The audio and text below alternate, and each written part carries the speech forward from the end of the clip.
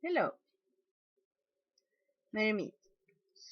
About a week or two ago, one of my subscribers asked me if I could make a video about wands. And here it is. So, one of his questions was if I personally use wands or if I just use atomies. And personally, I prefer to use atomies when it comes to directing energy, but I also both own and use wands. Excuse me.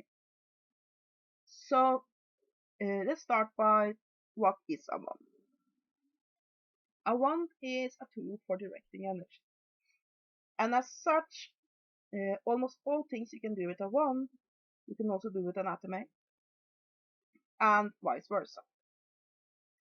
It is seen as an extension of the magician his or herself, and it is used to help control, direct, and summon energy. A wand is a representation of fire. In the tarot deck, the suits of wands represents fire, and in a way, wand is seen as a torch, um, a stick with a blaze on it. Of course, it is also phallic, so it symbolizes the male penis and is one of the male tools. The cup and the pentacle are female tools, and atomy and the ritual dagger and the wand are male tools. So yeah, um, a wand can be anything that's basically a long stick. A lot of people that start out with witchcraft wonder how are they going to gather their tools and so on and so forth. They might have to hide them from parents who don't approve and so on. And really, a wand can be anything. This pen can be a wand. It has the basic shape. It can be used as one. A wand in itself is nothing more than whatever physical material it is made of. It is the intent, the magic, and energy of the practitioner that makes it special.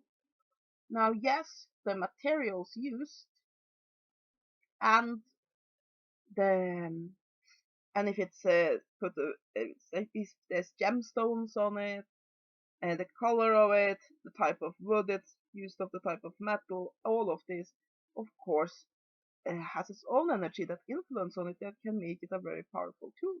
But in and of itself, it is just an extension of the user and nothing else.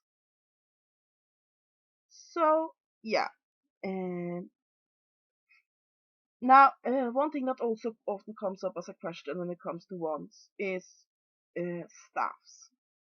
We all know the typical image of the wizard in fantasy who leans on his big staff, and uh, here's where it very much differs from the atomy and a sword versus a wand and a staff. There are a lot of debate on whether or not a sword should be seen as a big knife and be connected to air, or if it should be connected to fire because the Archangel Michael wields a fiery sword. And so that's a debate there that I have my opinions on, but won't go into this video. A staff, however, is generally seen as just a big wand, and a staff can be useful for some type of ritual, especially big ones.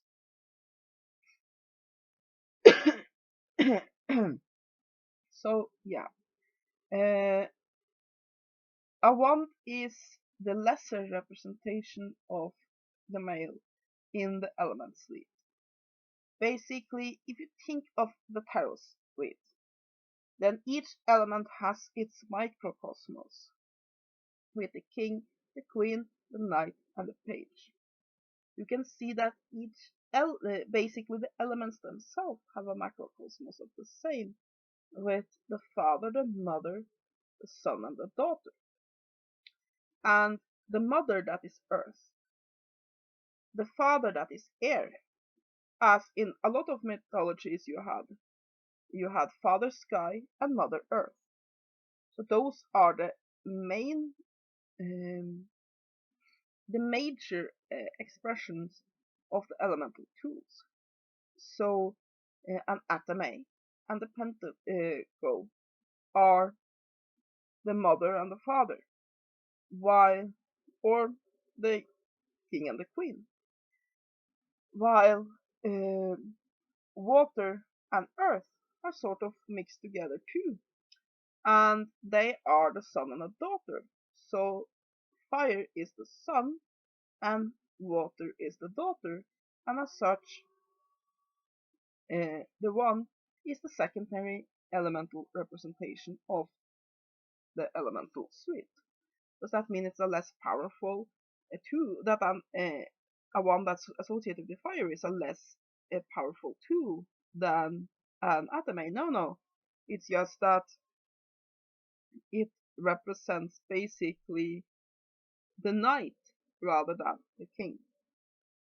But yes, let's get on to showing some ones. I've brought with me some of the ones I own. I have quite a few more, but just to get you a little bit of an idea of what you can get out there. So yeah, let me see. This is a very basic type of one that you can get in about every type of New Age store and pagan meetups and that sort of thing. Um, this design is very popular. It generally has a ball on the top and something on the bottom, and it's, yeah, some decorations along the way. These are very useful. This one, for example, has a coppery band around which is conductive to energy, and yeah, it works very well. Here is another variation of the same they're holding around here.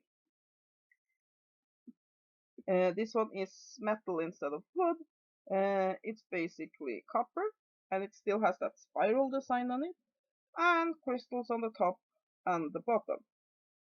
It's also basically these types of things are easy to find in New Age stores.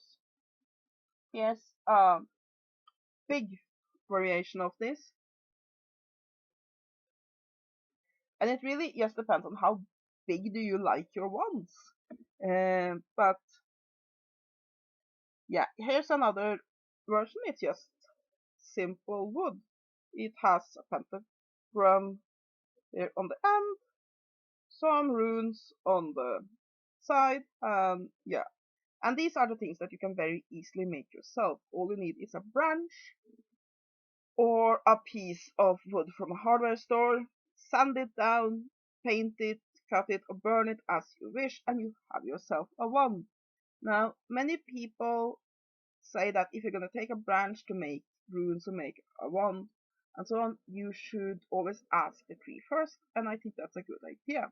But yeah, you have to follow your own fate for that. But basically, these very basic sticks can be made very, very easily. Then you have, for example, an organ wand like this one, which is basically metal cubing, and there is organ, which is basically a mix between crystals, metal, and resin inside, and it has a little Herkimer diamond at the top.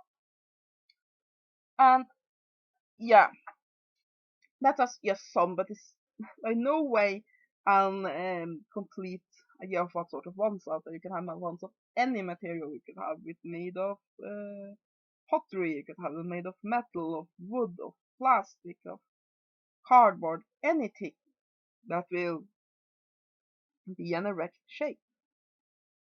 So it's just be creative there. And a lot of people also have special wands for special things. Like, for example, I have a wand that I forgot to bring with me, but yeah.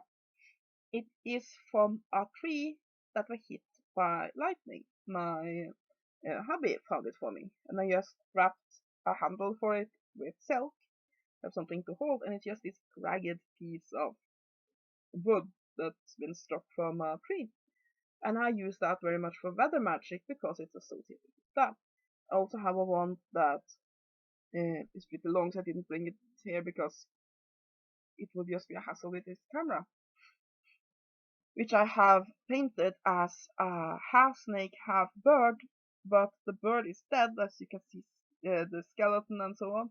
And I use that for changes or transformations because you have the heaven and the earth with the snake and the bird, but death represents change. So I call it my transformation wand. I use it for rituals. It has to do with change and transformation. And I'm not then thinking about turning into a little bird and flying away, but basically affecting major changes in my life. And really, you can have wands for about anything. If you do a lot of healing, you might want to have a blue wand with some healing crystals on top. For that, if you do money magic, I mean, I think I showed one on one of my Beneficas findings videos, which is basically a cube with some money inside of it, and so on. That works very well for money spells, and so on and so forth. You can have ones that are specially made, or you can make them yourself, that's the most powerful, for one purpose or another. When you start out, though, you might want an all-purpose one, and then I recommend either just going to a New Age store and just picking up one of these pretty basic ones. My first one was one of these kinds of things, or just simply going out to the forest, finding a stake. It should be one that you make sure are not rotted inside. Just find one that you like, make sure it's pretty hard, and then just sand it down and paint some symbols on it if you wish, and you have yourself a wand. A very nice all-purpose wand. So yeah, to sum it up. A wand is a tool to direct energy. You can use it about the same as you can an atom.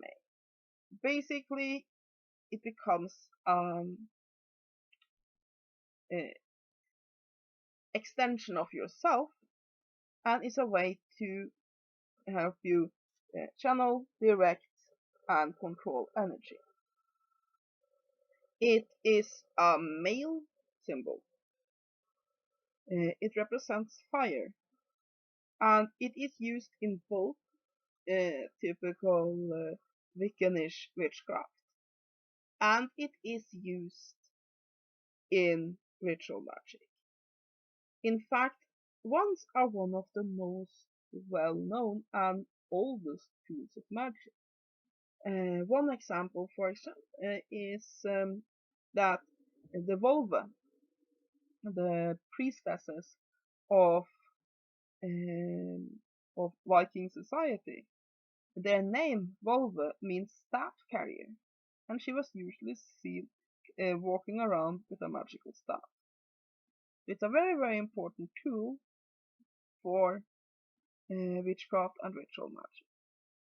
Now, one thing I should add before I end this video is about healing wands. I do have a video about it somewhere on my page, which is basically about how to use a healing wand. But yeah, within the New Age community, when somebody speaks about wands, they usually speaks about something like this.